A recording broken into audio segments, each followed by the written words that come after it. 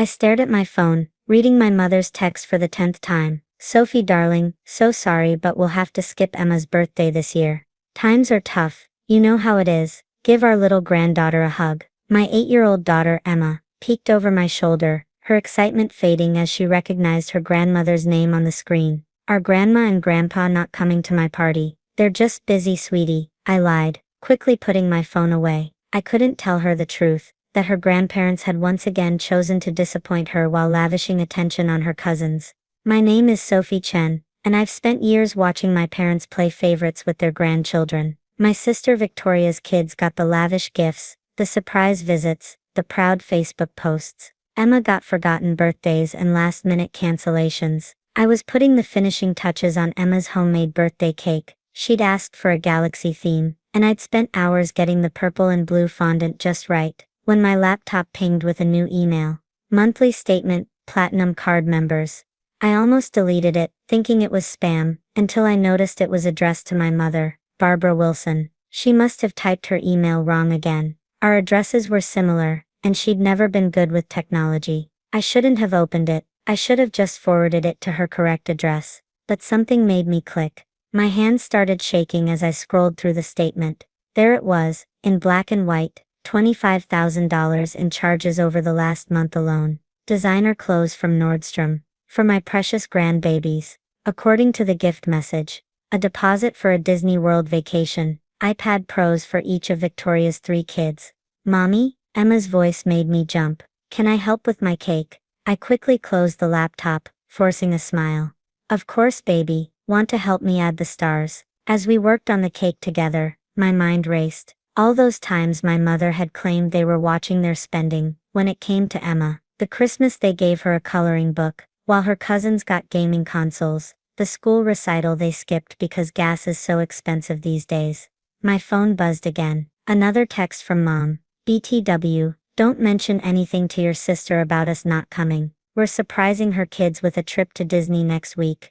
But you know how tight money is these days. I felt sick, they weren't even trying to hide it anymore. Mommy, you're squeezing the frosting too hard, Emma said quietly. I looked down to see I'd crushed the piping bag, blue icing oozing between my fingers. Sorry, sweetie, Mommy's just a little distracted. Is it because Grandma and Grandpa don't love me as much as they love Jack, Mason and Lily? The question hit me like a punch to the gut. My 8-year-old daughter shouldn't have to ask that question. Shouldn't have to feel less loved than her cousins. Emma, look at me, I said, kneeling to meet her eyes.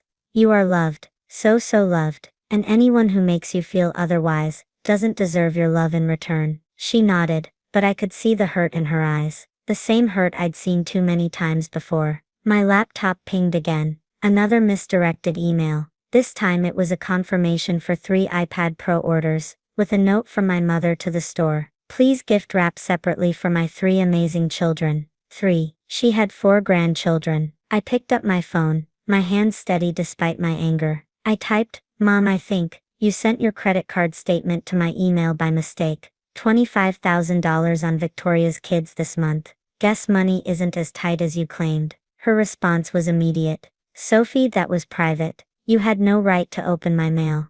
Then, it's not what you think. And finally, please don't tell your sister about Disney. It's supposed to be a surprise. I looked at Emma, happily adding silver sprinkles to her birthday cake, trying so hard to be okay with being the forgotten grandchild. Something inside me snapped. Don't worry, Mom, I typed back. I won't tell Victoria about Disney, but I will be showing your credit card statement at Emma's party tomorrow. You know, the one you're too broke to attend. I think our whole family will be very interested in seeing exactly how tight money has been. I turned off my phone, ignoring the flood of incoming messages. Tomorrow would change everything, and for once, my mother wouldn't be controlling the narrative. Emma, I called out, how would you like to help Mommy make some party favors? I have a feeling we're going to need extra copies of something very important. The next morning, my phone had 47 missed calls and over 100 text messages. My mother had gone from defensive to pleading to threatening, all in the span of 8 hours.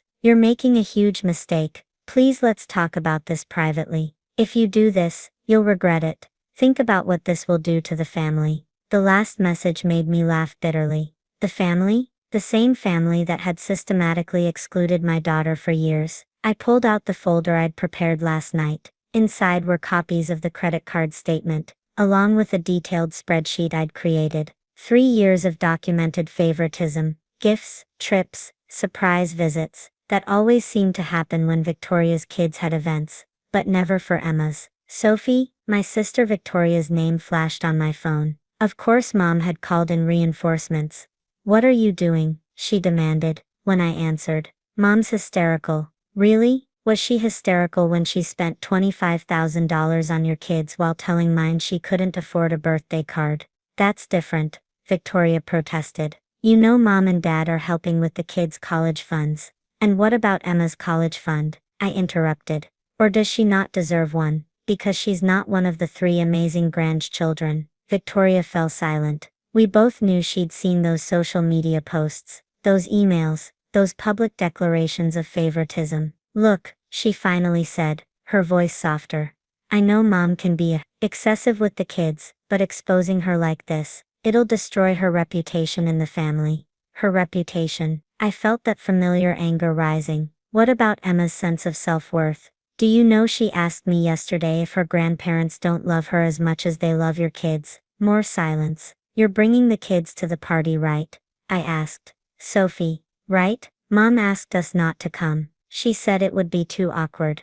"Perfect." I cut her off. "That makes this even easier." I hung up and went to check on Emma. She was already in her party dress, practicing her thank you smile in the mirror. The sight broke my heart. My daughter had learned to be grateful for scraps of attention while her cousins feasted on abundance. The party started at 2 p.m. By 1:30, my mother was parked outside our house. "Sophie," she called out as I brought decorations to the backyard. "We need to talk." I turned to face her. She looked immaculate as always, not a hair out of place, designer handbag on her arm. The same bag I'd seen on the credit card statement. $3,000 for her, nothing for her granddaughter. "Now you want to talk?" I asked calmly. "After 3 years of excuses, I can explain everything," she said, reaching for her bag. "Look, I brought Emma a gift." I held up my hand.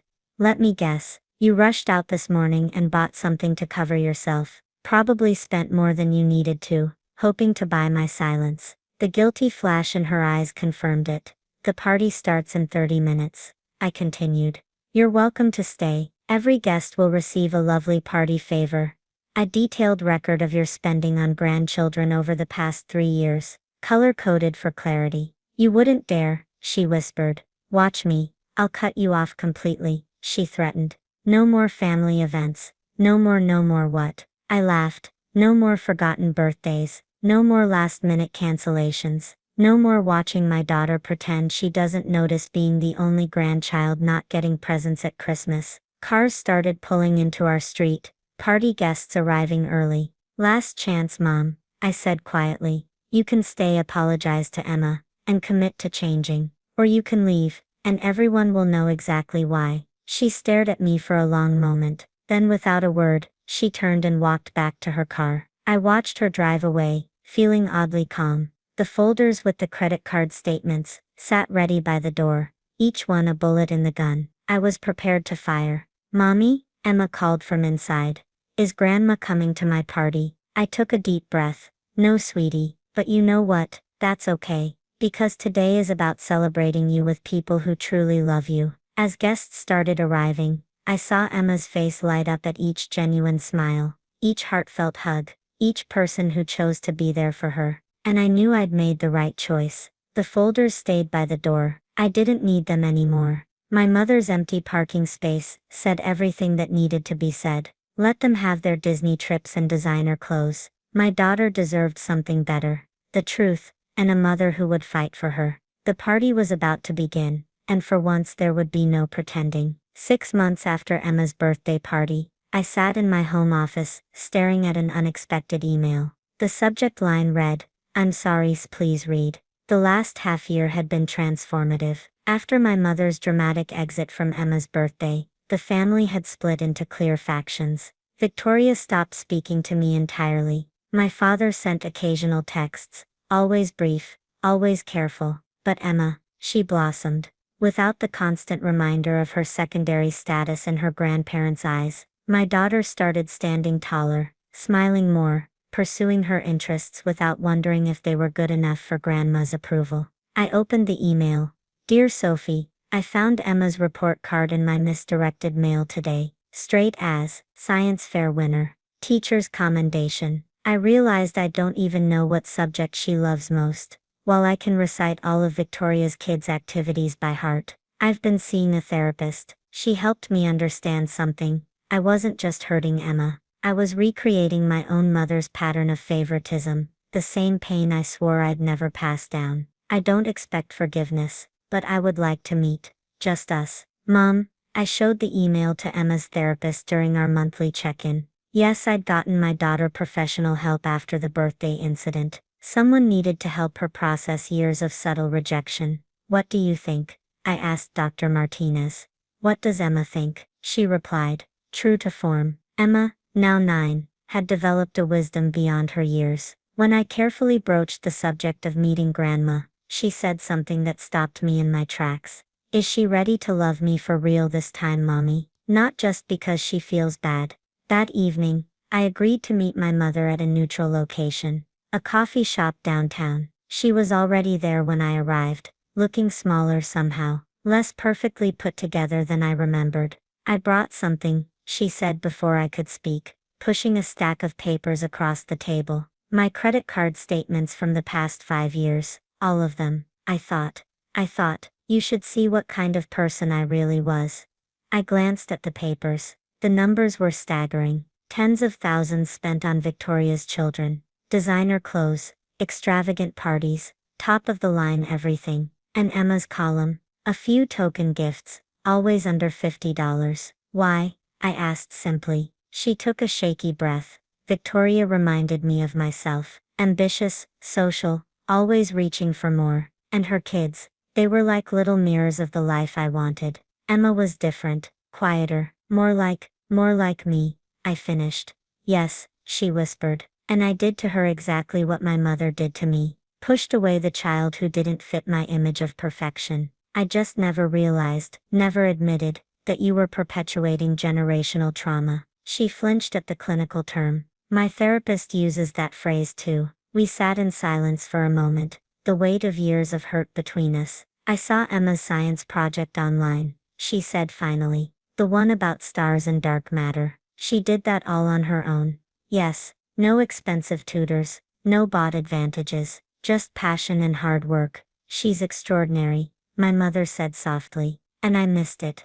All of it. I pulled out my phone, showing her a photo of Emma's latest project, a homemade telescope she'd built from scratch. She's teaching herself astronomy now, I said. Did you know she can name every major constellation? She learned them all in 2 weeks. My mother's eyes filled with tears. I'd like to hear her talk about them sometime. If you both would allow it. I thought about Emma's question. Is she ready to love me for real this time? We can start small, I said. Maybe a video call. Let her share her knowledge on her terms.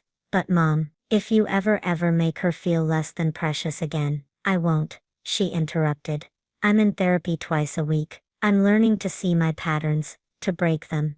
I've even started talking to Victoria about scaling back the extravagance with her kids. It wasn't healthy for anyone. As if on cue, my phone buzzed with a text from Emma. Mom, I found a new star pattern. Can I show you when you get home? I showed the message to my mother. Her hands trembled as she read it. That enthusiasm, that pure joy in discovery, that's who Emma is. Not the quiet kid who didn't fit your mold, but a brilliant mind who never needed designer labels to shine. I'd like to know her, my mother said, the real her. Not the granddaughter I thought I wanted, but the amazing person she actually is. I stood up, gathering my things. I'll talk to Emma. The choice will be hers. And Mom, if she gives you another chance. I know, she nodded. I won't waste it. Walking home, I looked up at the darkening sky, thinking about Emma's beloved stars. Some bonds, like some stars, need to die before something new can be born from their remnants. Maybe, just maybe, we were ready for that rebirth. Hey stargazer, I texted Emma. Ready to teach your mom more about the cosmos? Her reply was instant. Always. And Mom, I thought about Grandma. Maybe she can learn about stars too. Everyone deserves a chance to see the light, out of the mouths of babes, as they say. My brilliant, forgiving, starlight child was ready to shine her light, even on those who had kept her in shadow. It was time for a new constellation in our family's sky.